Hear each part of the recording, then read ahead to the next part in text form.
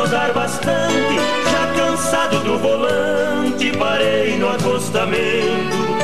E olhando ao lado, sobre a estrada boiadeira, os restos de uma porteira me veio no pensamento. A impressão de que as duas estradas conversavam exaltadas sobre suas serventias. E enquanto uma exigia mais respeito, outra batia no peito por chamar-se rodovia. Gostei da hora que a moça bem vestida falou que não foi medida por rudes cascos de boi.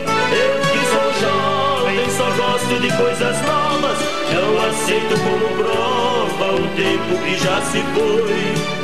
Fui construída pela tecnologia, envolvendo a engenharia e caros equipamentos. Você não passa de uma velha quadrada, já não serve pra mais nada, vai ficar no esquecimento.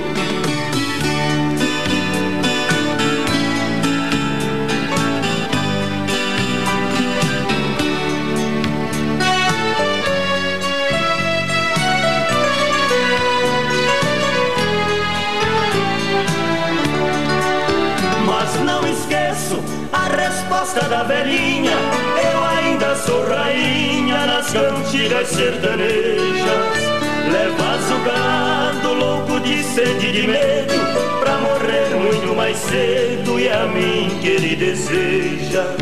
Aqui comigo ele andava a passo lento, sem os loucos pensamentos e desastre ou coisa assim. Minhas pousadas, o poeta não esquece, quem a história merece, sua vida não tem fim. Ao comparar o belo som do berrante com um barulho irritante, quanta saudade me deu. Falou ainda que o seu antigo nome não foi feito pelo homem, mas sim pela mão de Deus. Falou das flores que em suas margens existem, confesso que fiquei triste ao ver que estava dormindo.